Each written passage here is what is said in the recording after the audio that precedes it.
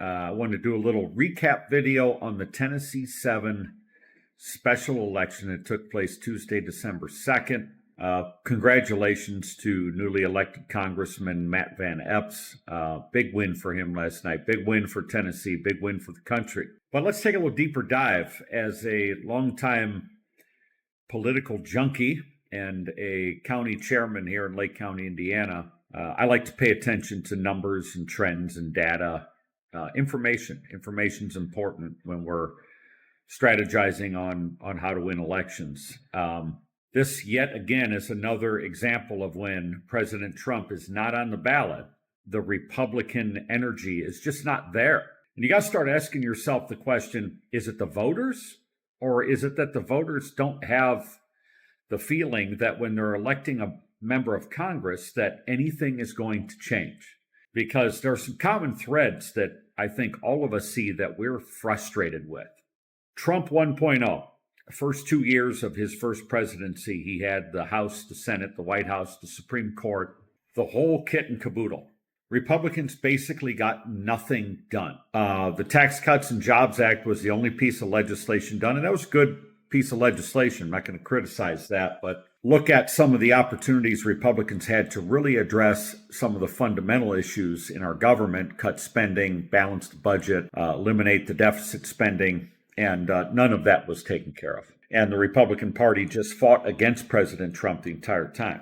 Now we fast forward to the second term of President Trump. We see the same thing happening right now. So I can't help but feel that right now what you're seeing with the low voter turnout in these special elections, Republican underperformance, that this is directly related to the fact that the people that have come to the Republican side as a result of President Trump, they know that President Trump will get things done. He's proven that.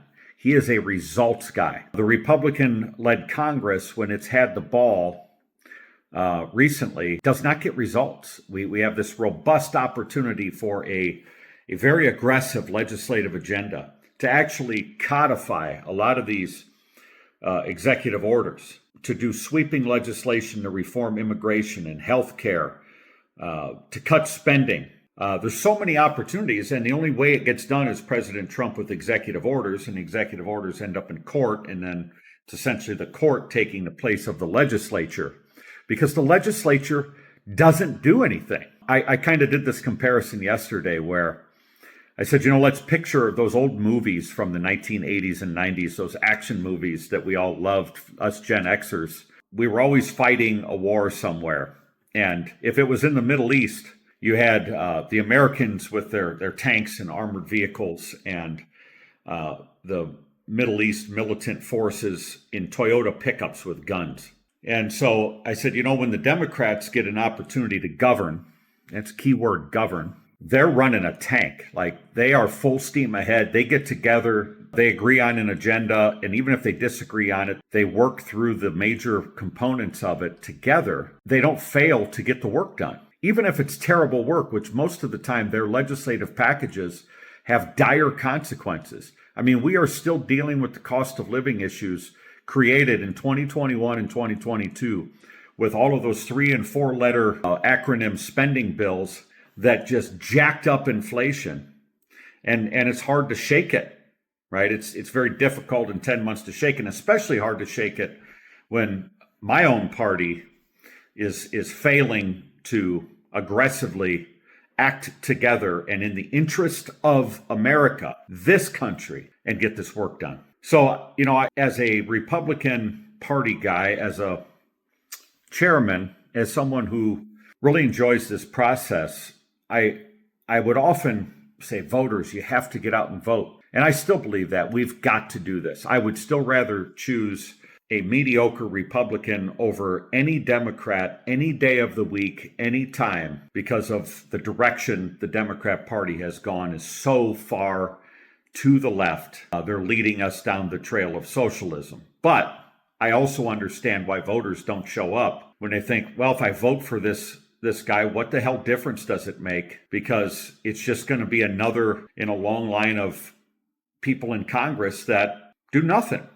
It's show up there, put their pin on, right? That little pin you see on their lapel. They have a bunch of hearings. They're always investigating something. Nothing ever happens with the investigations. There's never somebody arrested or somebody brought up on charges. The America First agenda gets stalled or it gets chewed up and spit out. Enough, my friends in the U.S. Congress.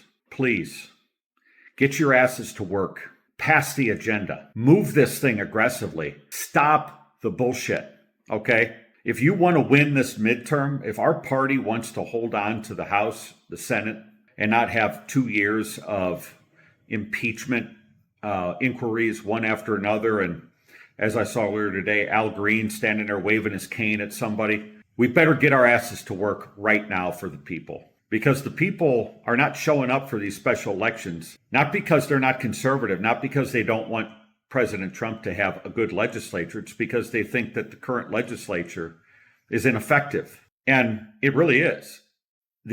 Marjorie Taylor Greene pointed out the political industrial complex. It goes further. There is a government industrial complex and there's a campaign industrial complex to go with it as well. And I'm going to do a separate video on campaign industrial complex.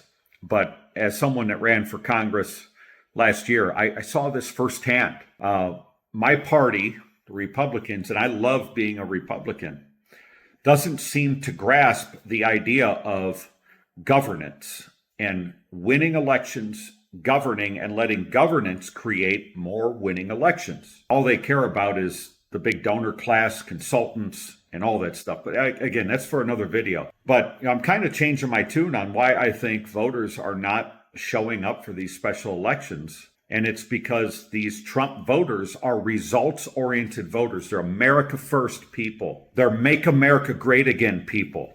And they're sick and tired of these stuffed suits in Washington, D.C., pandering to the donor class and forgetting what the hell they were sent there for. I always love watching Tim Burchett's videos, the congressman from East Tennessee. He always starts by saying, "Thanks for sending me here." Because the guy, I think, really appreciates the opportunity to work for people, and he kicks ass. So you need more ass kickers in Washington, folks. And to the Republican Party, my party, the party that I love, the GOP, you need to start shedding this old Karl Rove Republican model and get in gear on the America First model. Stop trying to tiptoe around it. Dive in head first. Give it everything you got. Become the tank. Become the bulldozer. Be the 500-pound gorilla in the room. Stop being the guy on top of the Toyota pickup truck firing bullets at an army tank. Start being the tank. Let's move this agenda forward with focus and aggressive action. Stop dancing around it if we got any chance to hang on to the momentum that we have right now.